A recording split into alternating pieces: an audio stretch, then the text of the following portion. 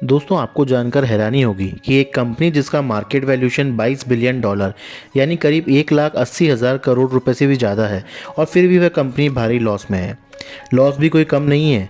इस कंपनी को अपने बिजनेस को चलाने के लिए रोज़ करीब 12.5 करोड़ रुपए से भी ज़्यादा का नुकसान उठाना पड़ता है। आप कहेंगे ऐसा कैसे हो सकता है भाई? या तो उस कंपनी का वैल्यूएशन इतना है ही नहीं, या फिर यह एक बहुत बड़ा स्कैम चल रहा है जो एक ना एक दिन एक्सपोज हो जाएगा। अगर बात करें वैल्यूएशंस की, तो कंपनी ने अपनी लास्ट फंडिंग इसी वैल्यूएशन पर उठाई है। और अगर स्कैम का पता लगाना है तो आप वीडियो को बिना स्किप करें एंड तक पूरा देखें और फिर कमेंट करके हमें बताएं कि ये स्कैम है या नहीं। हेलो दोस्तों, एक बार फिर से स्वागत है आपका अपने यूट्यूब चैनल बिजनेस चर्चा पर। दोस्तों आज हम जिस कंपनी की बात कर रहे हैं वह है दुनिया की नंबर 1 एडटेक स्टार्टअप बायजूस। आज हम इस वीडियो में जानेंगे कि आखिर बायजूस ने ऐसा क्या किया जिससे सब तरफ उसकी इतनी आलोचना हो रही है। सबको लग रहा है अब बायजूस डूब जाएगी, बायजूस अब बंद हो जाएगी और भी बहुत नेगेटिव पब्लिसिटी हो रही है बायजूस की। तो चलिए जल्दी से चैनल को सब्सक्राइब कर दीजिए और वीडियो को अभी लाइक कर दीजिए। तो फिर आइए आज की चर्चा शुरू करते हैं। दोस्तों बायजूस को लेकर इतना बवंडर तब उठा जब बायजूस की फाइनेंशियल ईयर 2021 की ऑडिट रिपोर्ट आई। वैसे तो यह रिपोर्ट सितंबर 2021 में ही आ जानी चाहिए थी, पर बायजूस ने इसे एक साल लेट कर दिया।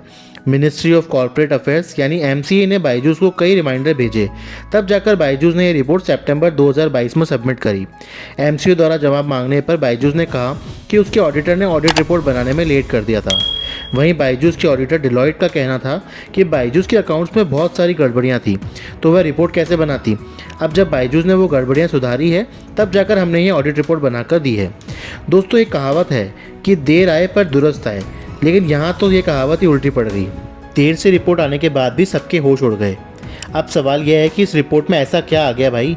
तो इसे जानने से पहले बायजूस के पिछले 3 साल के फाइनेंशियल्स पर थोड़ी चर्चा कर लेते हैं। बायजूस ने फाइनेंशियल ईयर 2019 में कुल 1281 करोड़ का रेवेन्यू जनरेट किया। वहीं खर्चों की बात की जाए तो फाइनेंशियल ईयर 19 में उसने 1321 करोड़ रुपए खर्च कर दिए। बात फाइनेंशियल ईयर 2020 की करी जाए तो बायजूस ने 2511 करोड़ का रेवेन्यू जनरेट किया। वहीं फाइनेंशियल ईयर 2020 में बायजूस के खर्चे लास्ट ईयर से डबल से भी ज़्यादा 2873 करोड़ के कर दिए। इस तरह से 305 करोड़ का लॉस हुआ। अब बात की जाए इस साल की रिपोर्ट की जिस पर इतना हंगामा हो रहा है, तो फाइनेंशियल ईयर 21 में बायजूस ने कुल 2428 करोड़ का रेवेन्यू जनरेट किया, जो कि लास्ट ईयर के कंपैरिजन में भी थोड़ा कम था। वहीं अगर फाइनेंशियल ईयर 21 में बायजूस के खर्चों की बात की जाए तो वो लास्ट ईयर के कंपैरिजन में करीब 2.5 गुना बढ़कर 7,027 करोड़ के हो गए और लास्ट ईयर के कंपेयर में बायजूस का लॉस करीब 15 गुना तक बढ़कर 4588 करोड़ रुपए तक का हो गया। यानी डेली का करीब 12.5 करोड़ का लॉस बायजूस ने किया अपने बिजनेस चलाने के लिए। अब इतना बड़ा लॉस होने की वजह से सब तरफ बायजूस की बहुत आलोचना भी हो रही है। इस लॉस पर बायजू रविंद्रन, जो कि बायजूस के फाउंडर है, उन्होंने कहा कि पहले वह टोटल फीस और रेवेन्यू को उसी करंट फाइनेंशियल ईयर में दिखाते थे, पर अब अकाउंटिंग स्टैंडर्ड्स चेंज होने की वजह से वह करंट ईयर की फ़ीस ही उसी साल शो कर रहे हैं। इसका मतलब है कि किसी स्टूडेंट ने अगर 2 साल का कोर्स लिया है तो वह आधी फीस इस करंट फाइनेंशियल ईयर में और बची हुई आधी फीस नेक्स्ट फाइनेंशियल ईयर में शो करेंगे। इसी तरह किसी स्टूडेंट ने अगर 2 साल के कोर्स के लिए बायजूस के प्लेटफॉर्म से लोन लिया है तो वह आधा लोन इस फाइनेंशियल ईयर में और आधा लोन नेक्स्ट फाइनेंशियल ईयर में दिखाएंगे। रविंद्र का यह भी कहना है कि फाइनेंशियल ईयर 2022 में उनका रेवेन्यू 10,000 करोड़ तक पहुंच सकता है और अब कंपनी जल्द ही प्रॉफिटेबल होने की कोशिश कर रही है। बायजू रविंद्र ने यह भी दावा किया कि जल्द ही कंपनी कैश फ्लो पॉजिटिव हो जाएगी, पर कंपनी ने अभी तक भी अपनी फाइनेंशियल ईयर 2022 की रिपोर्ट एमसीए को सबमिट नहीं करी है, जो उसे सितंबर 2022 तक सबमिट करनी थी। अब बायजूस के दावों का तो पता उसकी इस साल की रिपोर्ट आने पर ही पड़ेगा, पर आप अभी इस चैनल को सब्सक्राइब कर सकते हो। बायजूस के इतने लॉस का एक मेजर फैक्टर है बायजूस की मार्केटिंग। बायजूस अपने टोटल एक्सपेंडिचर का एक बहुत बड़ा पार्ट अपनी मार्केटिंग पे खर्च करता है। यह बायजूस का सबसे मोटा एक्सपेंस है। अपनी मार्केटिंग के लिए बायजूस ने 2017 में शाहरुख खान को अपना ब्रांड एम्बेसडर बनाया, आईपीएल को स्पॉन्सर किया, इंडियन क्रिकेट टीम की जर्सी को स्पॉन्सर किया, फीफा वर्ल्ड कप 2022 को स्पॉन्सर किया, सोशल मीडिया मार्केटिंग करी, टीवी कैंपेन्स चलाए और भी बहुत सारे इवेंट्स और मार्केटिंग स्ट्रैटेजीज अपनाई। अभी रिसेंटली एक ग्लोबल ब्रांड के रूप में एस्टैब्लिश होने के लिए बायजूस ने मशहूर फुटबॉल प्लेयर लियोनेल मेसी को अपना ग्लोबल ब्रांड एम्बेसडर बनाया है, जिसकी वजह से भी बायजूस की सोशल मीडिया पर बहुत बदनामी हुई।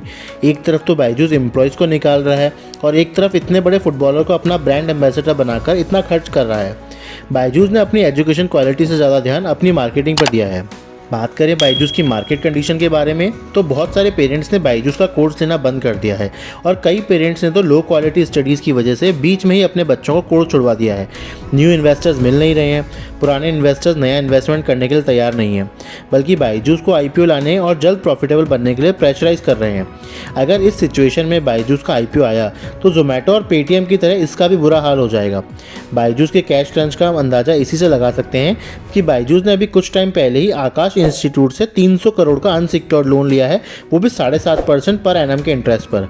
इसके अलावा बायजूस ने $1.2 बिलियन का लोन कुछ टाइम पहले ही लिया था, पर अपनी रिपोर्ट्स टाइम पर नहीं दे पाने व कई अन्य शर्तों को पूरा न कर पाने की वजह से लोन देने वाले संगठनों के एक समूह ने इस लोन के एक बड़े हिस्से को तुरंत वापस चुकाने के लिए बायजूस को कहा है, नहीं तो वे कानूनी कार्रवाई कर लेंगे, चाहे इसके लिए बायजूस को अपनी संपत्तियां ही क्यों ना बेचनी पड़े।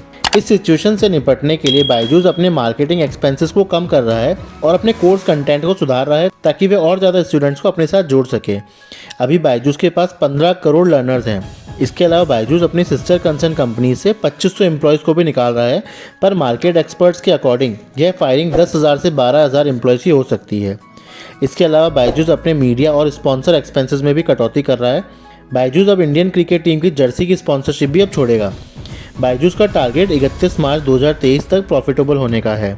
अब बायजूस के पास दो ही ऑप्शन हैं, या तो जल्दी प्रॉफिटेबल बने या अपनी वैल्यूएशन को कम करे, क्योंकि अभी सब बायजूस को ओवर वैल्यूड बता रहे हैं। अब आपकी इस बारे में क्या राय है, हमें कमेंट करके बताएं कि ये ओवर वैल्यूड है या स्कैम है। और अगर आप जानना चाहते हैं कि बायजूस की शुरुआत कैसे हुई, वो कैसे इतनी बड़ी कंपनी बनी, तो हमें कमेंट करके बताएं, हम जल्द उस पर आपके लिए एक वीडियो लेकर आएंगे। अगर वीडियो पसंद आई हो तो इसे लाइक करें और फटाफट शेयर करें। ऐसी ही और लेटेस्ट इंटरेस्टिंग मोटिवेटिंग स्टोरीज सबसे पहले जानने के लिए हमारे चैनल को अभी फ्री में सब्सक्राइब करें। तो फिर जल्द मिलते हैं एक नई इंटरेस्टिंग वीडियो में। अपना और अपने प्रियजनों का ध्यान रखें। जय हिंद, जय भारत।